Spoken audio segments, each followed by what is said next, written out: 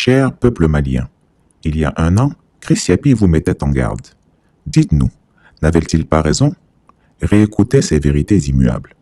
Crise sociopolitique au Mali. Alassane Ouattara ouvre les frontières pour les barons du régime Ibeka en fuite. Chris Yapi ne ment pas. Chris Yapi vous donne l'information la plus crédible et la plus authentifiée possible. Le jeudi 20 août 2020, dans mon enquête intitulée « Chute d'Ibeka au Mali, Alassane Ouattara voulait faire couler le sang malien », j'informais l'opinion nationale et internationale de ce que, sur ordre d'Alassane Ouattara, les unités combattantes de la gendarmerie nationale ont été mobilisées.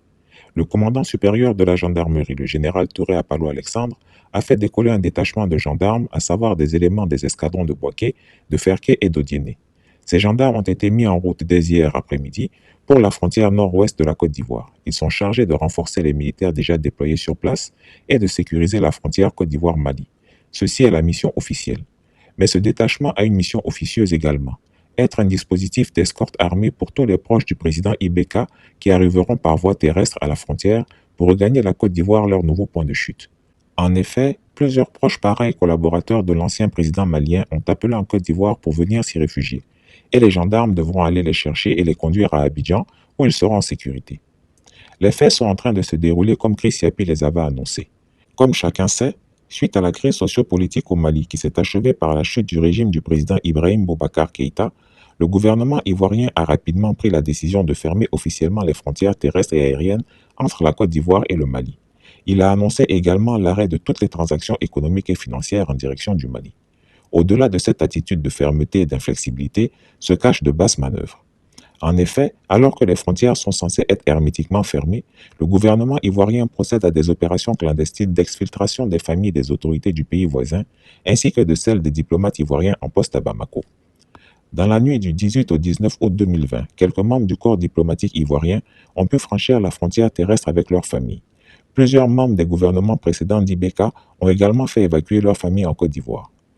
Ainsi, 24 heures après la chute du président malien, les familles des ministres de l'administration territoriale Boubacar Ba, l'intégration africaine Baber Gamo, l'agriculture et équipement rural Adama Sangaré ont traversé la frontière et ont été conduites sous bonne escorte de la gendarmerie jusqu'à Abidjan, sans gyrophare pour ne pas éveiller les soupçons. Le cortège s'est déplacé en pleine nuit et a franchi tous les corridors sans aucune difficulté. En attendant de leur trouver rapidement des appartements sécurisés dans la capitale économique ivoirienne, ils ont été hébergés en toute sécurité et dans la discrétion au Palm Club Hotel. Cet hôtel est la propriété du ministère ivoirien de la Défense. L'établissement, qui a été acquis et rénové pour plusieurs milliards de francs CFA, ne sert pas à grand-chose par manque de clients. L'hébergement des familles des dignitaires maliens sur ce site appartenant au ministère de la Défense est une belle occasion pour le Premier ministre de la Défense Ahmed Bakayoko de se faire bien valoir auprès du président de la République.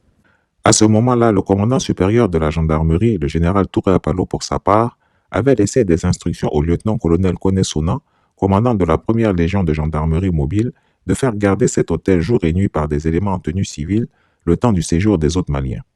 Et ordre avait été également donné au peloton mobile de la gendarmerie de Koroko ainsi qu'aux éléments de la brigade de recherche de la dite ville de renforcer la surveillance aux frontières, juste pour faire de la dissuasion.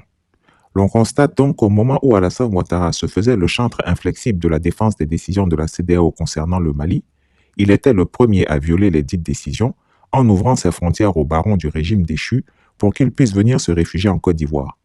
D'autres vagues d'arrivée étaient prévues durant cette période, vu la détermination des nouvelles autorités à demander des comptes aux membres des précédents gouvernements sur leur gestion des deniers publics. Alassane Ouattara est en train d'installer la Côte d'Ivoire comme base de repli pour la contestation politique du nouveau régime qui s'est mis en place au Mali. C'est lui au calme. S'il a quitté le Mali, ils vont lui l'aller. Chris Yapi ne ment pas. Retrouvez Chris Yapi sur son nouveau compte Twitter, ses 2 chaînes YouTube, sa chaîne Dailymotion, Instagram et Mediapart.